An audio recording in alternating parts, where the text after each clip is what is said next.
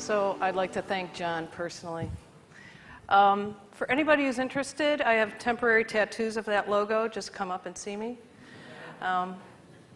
So just out of curiosity, how many people here have seen the HBO series called The Wire that's about Baltimore? Awesome.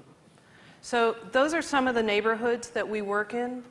And as tough as those neighborhoods are, we've really got a problem everywhere with the way that we deal with aggression and violence, because our courts and our schools really focus on punishment, and they don't give people a chance to learn how to behave differently.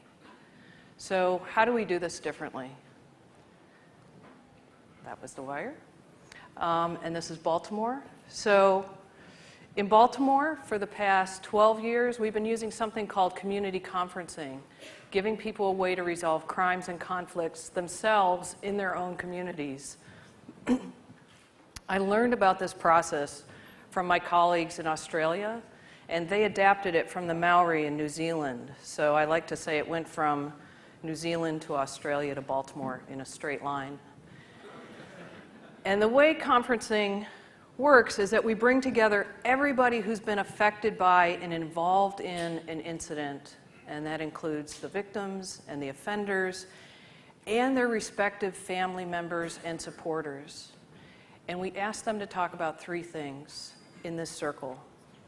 First, everybody hears what happened from the person who did it. And it's not easy to sit in a circle and tell everybody step by step what you did. Then we ask everybody to share how they've been affected by what happened. And it is by design a very emotional process. As you can imagine, people come into this process feeling pretty difficult things. But as everybody gets a chance to speak and to hear each other, they begin to connect with each other in a very different and human way. And then we ask them, what do you want to do to make this better and to prevent this from happening again?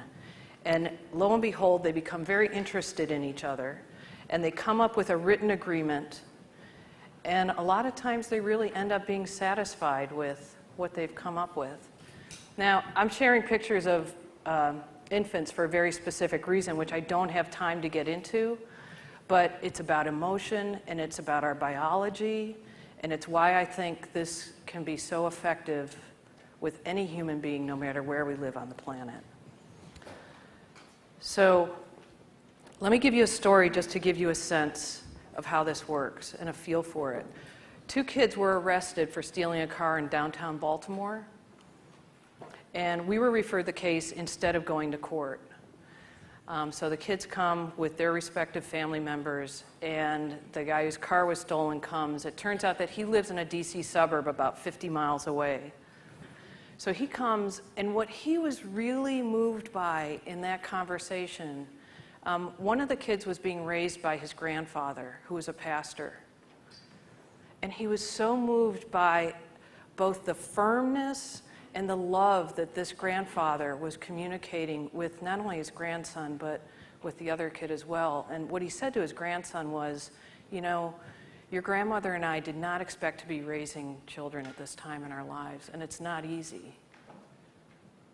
And we didn't raise you to do things like this, and it's incredibly disappointing to us. And so the kids genuinely apologized. And what the man wanted to have happen also was that the kids would pay for his insurance deductible.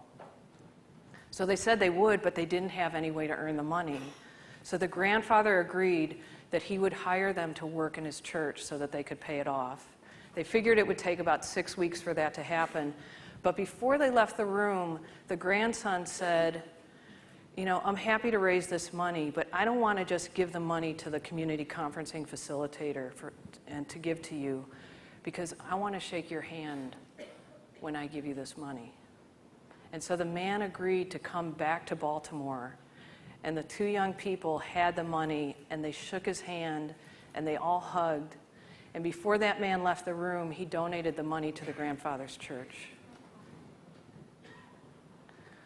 We know this stuff works.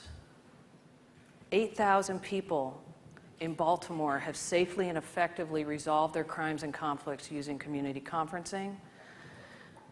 95% of the conferences that we have result in people coming up with their own agreement, and they follow through with what they say they're going to do. And we're looking at 60% lower reoffending rates at 1/10 the cost of court. So this doesn't stop at Baltimore. We're working with great groups across Maryland and in other cities. And the question, a bigger question really is, what kind of society and world do we want to live in?